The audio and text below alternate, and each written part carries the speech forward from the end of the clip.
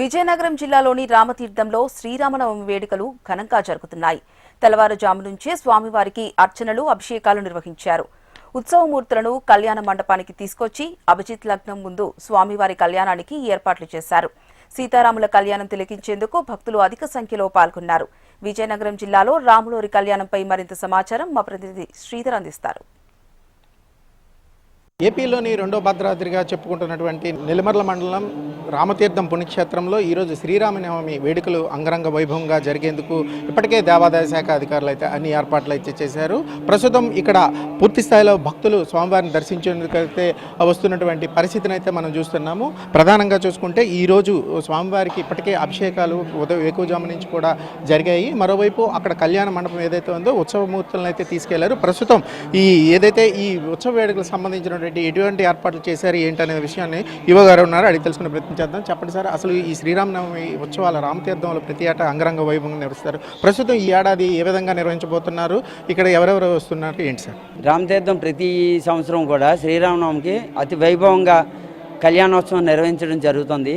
ఉత్తరాంధ్ర భద్రాద్రి పేరుగాంచిన ఈ రామతీర్థంలోని శ్రీ స్వామివారికి ఉదయం 4 గంటల నుండి స్వామివారికి అర్చనలు అన్ని ఉత్సవాలు జరిపించిన తర్వాత 5:30 నుండి 6 గంటల మధ్యలోని కళ్యాణ మండపంకి ఉత్సవ విగ్రహాలను తీసుకొని వెళ్ళి అక్కడ స్వామివారికి విశేష పూజలు అన్నీ చేసిన తర్వాత 10:30 నుండి మీకు 12 గంటల వరకు కళ్యాణోత్సవం జరుగుతుందండి. ఈ కళ్యాణోత్సవంకి వచ్చే భక్తులందరికీ కూడా అన్ని రకాల సౌకర్యాలు కూడా కలగజేయడం జరిగింది. ఎండ తగలకుండా మొత్తం టెంట్లన్నీ వేయించడం జరిగిందండి. అలాగే వచ్చిన భక్తులకి మజ్జిగ, మంచినీళ్ళు, అదేవిధంగా పానకాలు మొదలైనవన్నీ కూడా ఏర్పాటు చేయడం జరిగింది. వచ్చిన భక్తులకి కూడా అన్నప్రసాదం దొరికే విధంగా 10,000 మందికి అన్నదానం చేయడం జరుగుతుందండి.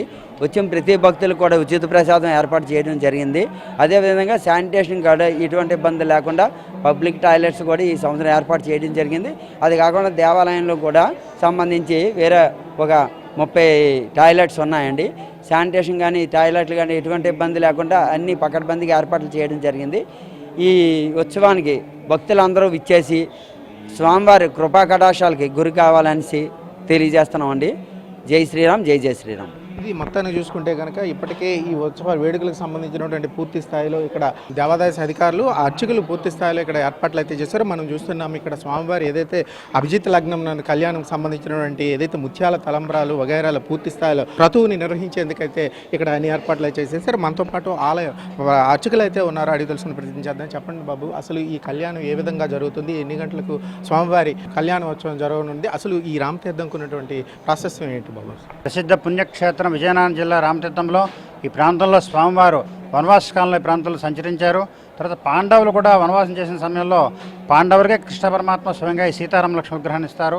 పాండవులు మొట్టమొదటి స్వామిని ఆరాధన చేసుకొని వారి తరహానంతరం విడిచిపెట్టి వెళ్ళిపోయిన తర్వాత స్వామి భూమిలో కలిసిపోతే 16వ శతాబ్దంలో స్వామివారు ఒక మూగామె కనిపించి ఆమె నాలుక మీద అక్షరాలు వేస్తే మాటలు వస్తాయి. ఆమె ద్వారా రాజావారికి వర్తమానం పంపించి ఈ దేవాలయంతా కూడా నిర్మాణం చేసుకున్నారు.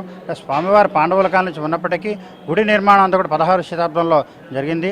తర్వాత ప్రతి సంవత్సరం కూడా ఈ వసంత నవరాత్రి ఉత్సవాల్లో ఉగాది నుంచి శ్రీరామనవమి వరకు కూడా స్వామివారికి తులసి దళార్చన, కుంకుమార్చనతో పాటు సుందరకాండ పారాయణలు, రామాయణ పారాయణ, అలా ఏకశాలను కూడా సుందరకాండ హవనము, సంక్షేప రామాయణము, గాయత్రి రామాయణ హవనం జరుగుతుంది.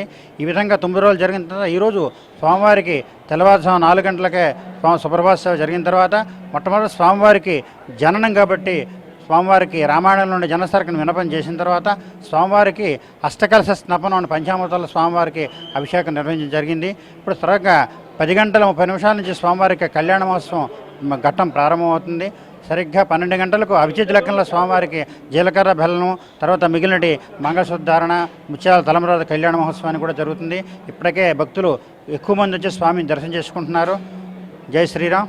మీద ఇక్కడ ఏదైతే ఈ కళ్యాణ క్రతువు ఏదైతే ఉందో దీనికి సంబంధించిన పూర్తి స్థాయిలో ఇక్కడైతే అర్చకులు, వేద పండితులు పూర్తి స్థాయిలో ఇక్కడ ఉంచడం జరిగింది. మరోవైపు ఈరోజు ఏదైతే సింహాచలం లక్ష్మీనరసింహస్వామి దేవస్థానం నుండి ఇప్పటికే పట్టు వస్త్రాలు అయితే ఇక్కడికి తీసుకొచ్చినటువంటి పరిస్థితి అయితే కనిపిస్తుంది. మరోవైపు మంత్రి ఇక్కడ ప్రభుత్వ తరపున పట్టు వస్త్రాలు అయితే స్వామివారికి సమర్పించనున్నారు. మొత్తం మీద రామతీర్థంలో ప్రతి ఏటా జరిగే ఈ శ్రీరామనవమి వేడుకలు అంగరంగ వైభవంగా జరిగేందుకు దేవాదాయ శాఖ అధికారులు అయితే అయితే అన్ని ఏర్పాట్లు చేశారు. మరోవైపు ఉదయం ఏకోజాము నుంచి కూడా స్వామివారికి అర్చనలు అన్ని చేశారు. ప్రస్తుతం భక్తులైతే దండిగా వస్తున్నటువంటి పరిస్థితి. మొత్తం మీద రామతీర్థంలో శ్రీరామనవమి వేడుకలు అంగరంగ వైభవంగా జరుగుతున్నటువంటి పరిస్థితిని అయితే చూస్తున్నాం. వీడియో జర్నలిస్ట్ ఉమామేశ్వరతో శ్రీధర్, HMTV, విజయనగరం.